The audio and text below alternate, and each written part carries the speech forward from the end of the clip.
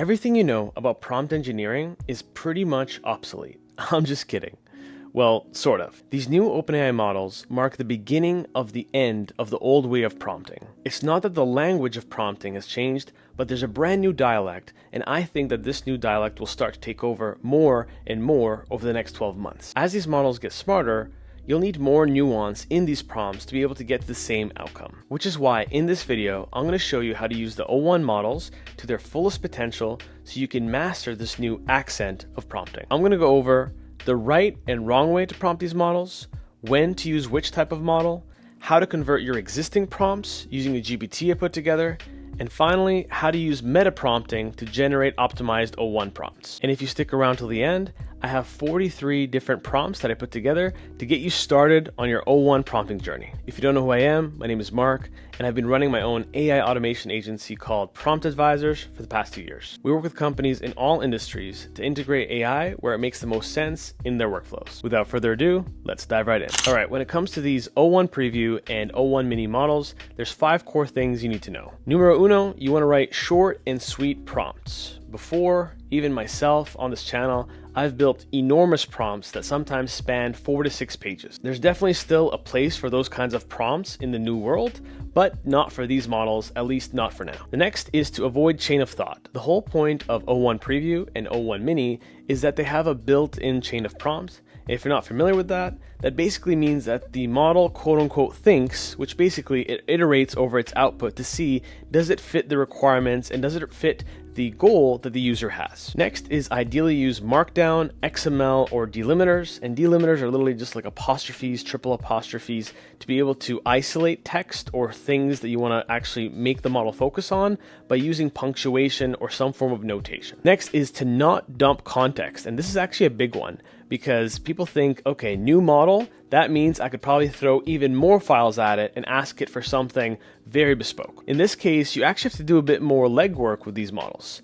Instead of giving it a 20-page document like GPT-4o, you should actually go through that document, find the specific paragraph or excerpt that you want to analyze, and feed that one excerpt, instead of having it go through and find the needle in the haystack. And the reason why is because these models think a lot, they tend to overthink when you give it too much information. So in a way, to avoid its overthinking, until it can actually compensate for that on its own, you want to try to give it exactly what it should focus on. And the last thing is that no system messages are needed. And this is more so concerned if you're using OpenAI on the back end. Sometimes you have a system prompt where you say, you are a world-class writer. In this case, you actually can avoid that part and you say exactly what you want. I want a well-written essay about XYZ things. Directly. Something like this takes a bit of getting used to because you kind of have to unlearn a lot of things that we've learned over the past 2 years. I'm going to go through each one of these one by one to show you exactly what you should or shouldn't do. So when it comes to writing short and sweet prompts, one thing you shouldn't do is say, hello, I hope you're doing well. I'm working on a research paper and need a detailed analysis of the economic, social, political factors that contributed to the fall of the Roman Empire. Please include quotations from historical figures, statistical data, where applicable, and ensure it's comprehensive and insightful. So this is a bit too detailed for what we're looking for. The right way is saying analyze the economic, social, and political factors that contributed to the fall of the Roman Empire.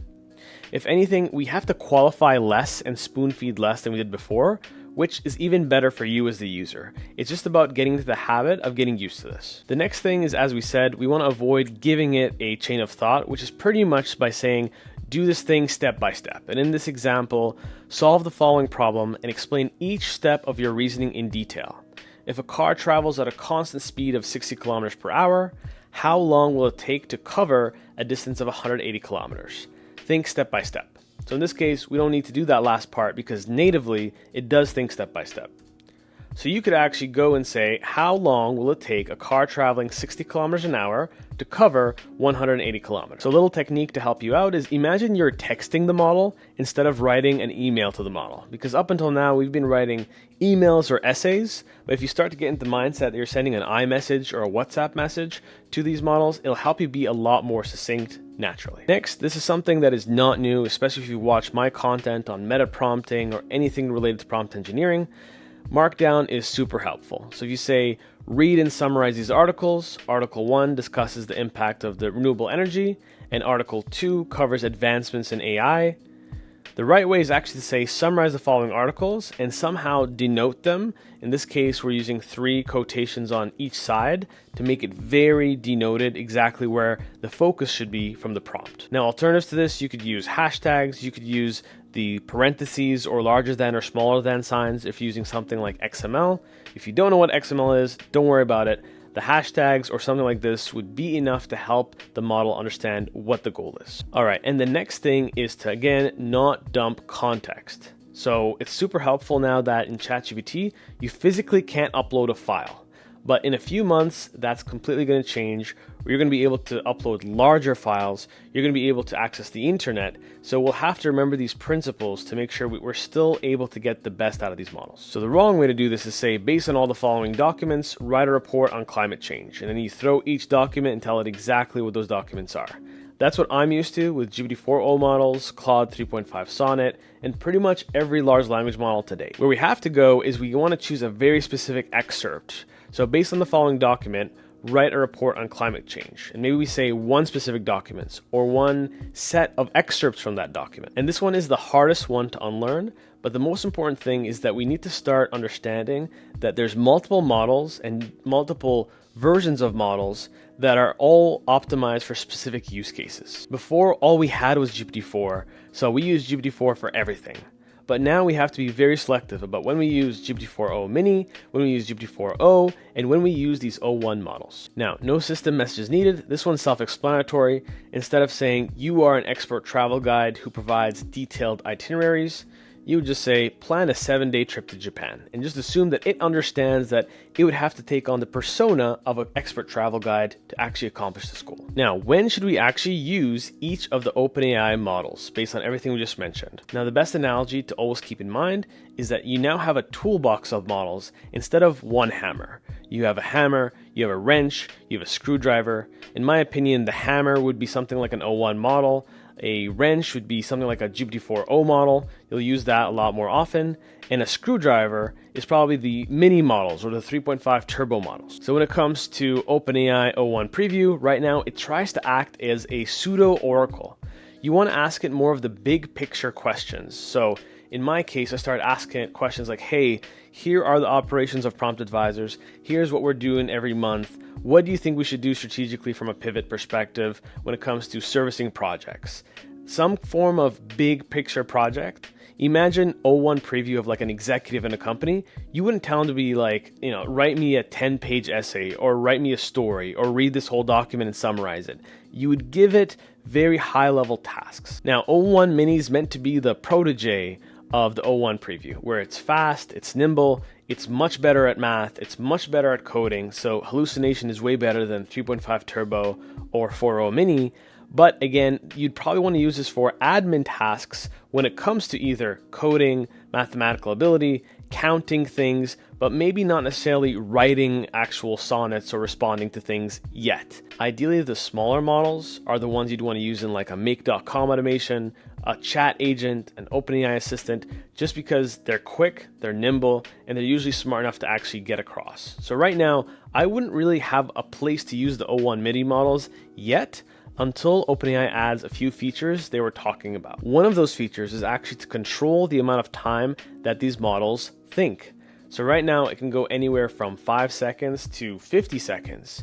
But in a few months, you'll be able to say, hey, you only have 5 seconds to think of the answer. When we get to that point, this is where I would consider O1 Mini for more of a production use case. Now, the last ones, GPT-4o, GPT-4o Mini, etc., and all the old reliables, I would still use this for 80% of cases. And I would use this for 100% of the cases if there's anything you have that's in production.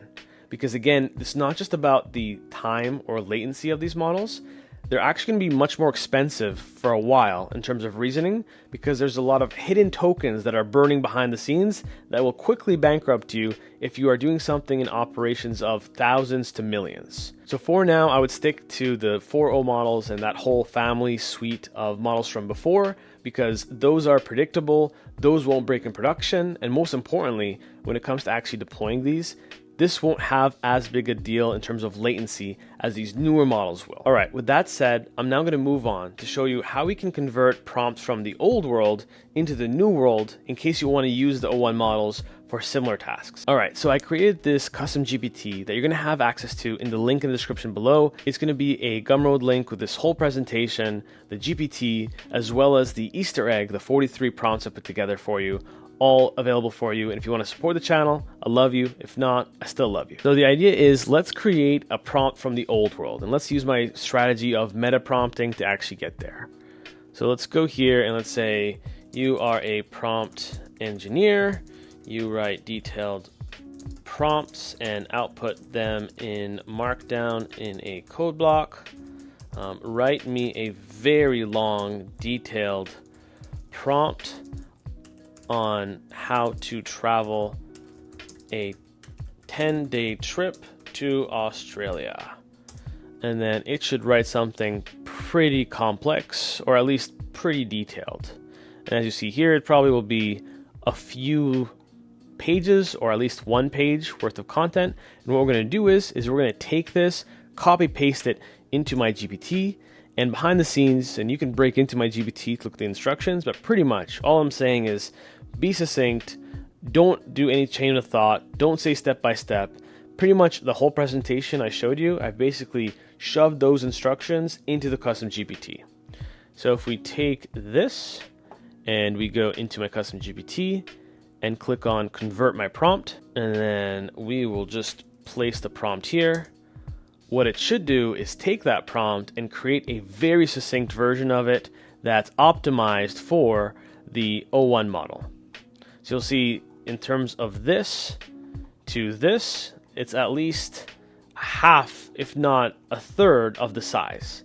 And it was very detailed and to the point. And that's kind of what you need to do to optimize your chances for success. If we did another example here, so if we did, let's do another prompt for writing an SEO blog article about any topic with the topic configurable as a variable at the bottom of the prompt. So if we send that over, all right, and we get a very long prompt, and you'll see how detailed this one is. It goes down to the very nitty-gritty, from the H2 tags, the body tags, to summarizing the key points in the article. So if we take this and we go back to my custom GPT, back to the bottom and say convert this to, and we paste it, and we get something that's literally half the size, again, if not a third. This was our original prompt. If you scroll all the way up, this is easily a page and a half to 2 pages, and this one is much more succinct and very to the point. So if anything, when it comes to creating these prompts, another analogy to help you, if the first one wasn't helpful, was if you know what a zip file is, where you take a bunch of folders full of files and then you zip them together and compress them, that's pretty much what you have to do with your old world prompts if you want to use the new world models. Okay, and for my next trick, like I promised, I'm going to show you how to generate these from scratch instead of just converting old to new. So if you go to the Notion that you'll find in that Gumroad link in the description below, you'll see that I put this together for you along with all 43 other prompts, where you'll see the actual instructions, the Markdown, and I've made them all variable specific, meaning all of them will have something that's configurable, whether it's prompt for a meta title or it's a podcast outline generator. You'll see some variables here. In the same vein, if you go to the meta prompt, you'll see this one here that I'll just copy, and we'll open a brand new tab and paste it here. And what it says is, as a prompt engineer, create a detailed and succinct prompt that automates task name. And the reason why I put it in brackets is we're going to denote it in the bottom of the prompt so that it's easy for you to actually configure it. So you'll see here, it'll say your prompt should provide clear and specific instructions, include relevant context or background information, define the desired format and style of the output, mention any constraints or requirements to consider, aim for clarity and brevity, and then output the prompts in Markdown, and then add variable placeholders denoted by square brackets. And this is more so for you if you want to be able to easily create variables that you can configure at the bottom. I just gave it a placeholder like this. So if we go to the bottom of this and we say task name, and then we say SEO blogs for a marketing agency basically creating them with a topic and list of keywords. This should get you started, and you'll see the similarity to this output to the output of my custom GPT, where it's pretty succinct and compact. It's written in that 1, 2, 3, 4 format, which is actually very effective when it comes to the O1 models, based on at least our testing. And if you go down, you have these variables it came up with that obviously are fully configurable to you. And in this case, they're topic, audience type, tone, word count, and list of keywords. All right, and that's pretty much it. I tried to make this as zipped a conversation as possible to give you everything you need to know without taking half an hour. So hopefully all these tricks and do's and don'ts will help you quickly understand how to use these models, and most importantly, which model to use for which type of task. If you love content like this and find it helpful, please leave a like and a sub on the channel. It's super appreciated. It helps a lot. And other than that, I'll see you next time.